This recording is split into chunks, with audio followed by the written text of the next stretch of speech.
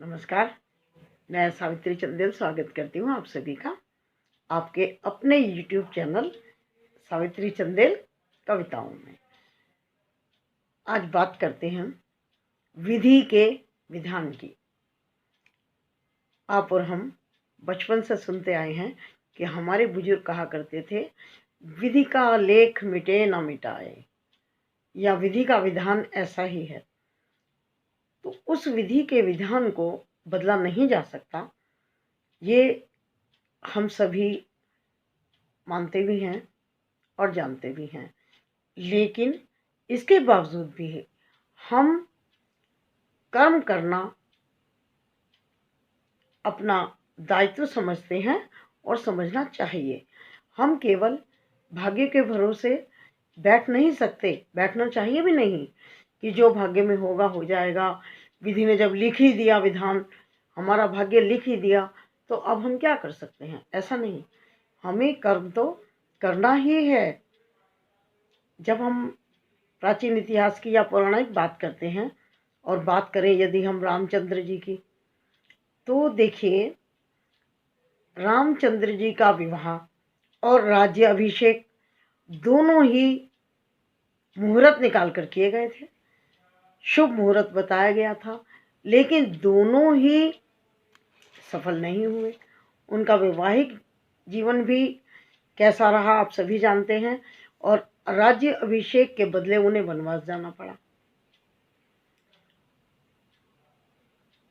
जनक नंदिनी सीता राजकुमारी थी, महलों में पली और राजकुमार के घर में महलों में ही ब्याह कराई। लेकिन विधि का विधान ऐसा था कि उन्हें अपना जीवन इतने वर्ष जंगल में बिताने पड़े। तो ये विधि का विधान ही तो था ना। तो जब ऐसा हुआ तो गुरु वशिष्ठ जी से पूछा गया कि भाई, जब आपने ये शुभ मुहूर्त निकाले थे तो कैसे निकाले, और ये दोनों ही परिवर्तित क्यों हो गई? तो उन्होंने कहा, गुरु वशिष्ठ ने, सुनु भरत भावी प्रबल, बिलखऊं कहें मुनिनाथ, लाभ हानि जीवन मरण, यश अपयश सब विधियात।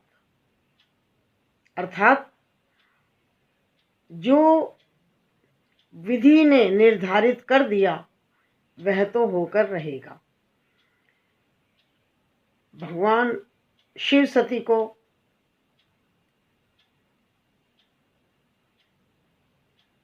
नहीं बचा पाए,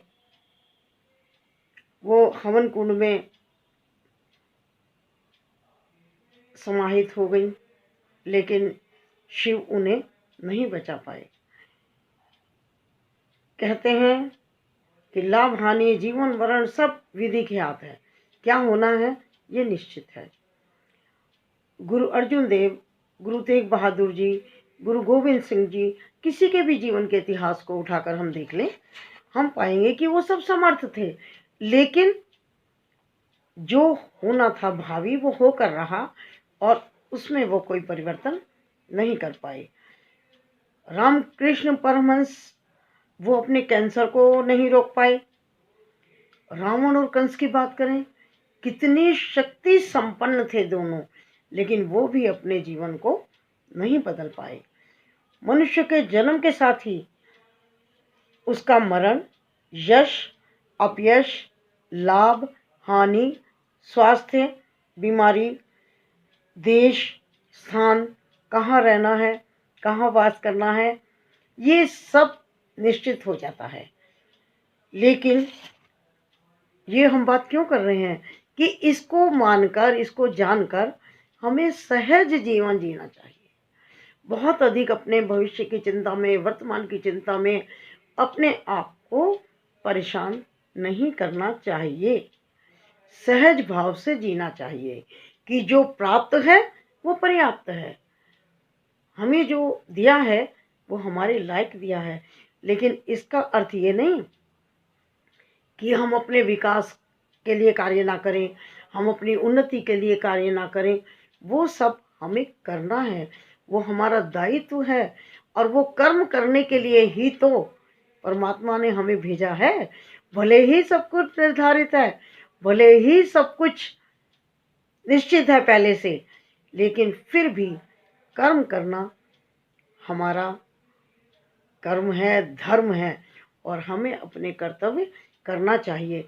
ये विधि का विधान जो आज चर्चा मैं कर रही हूँ आपसे, इसको करने का तात्पर्य केवल इतना है कि बहुत अधिक चिंतित होकर के हम अपने जीवन को बहुत अधिक दुखदाई या उलझन में ना डाल दें।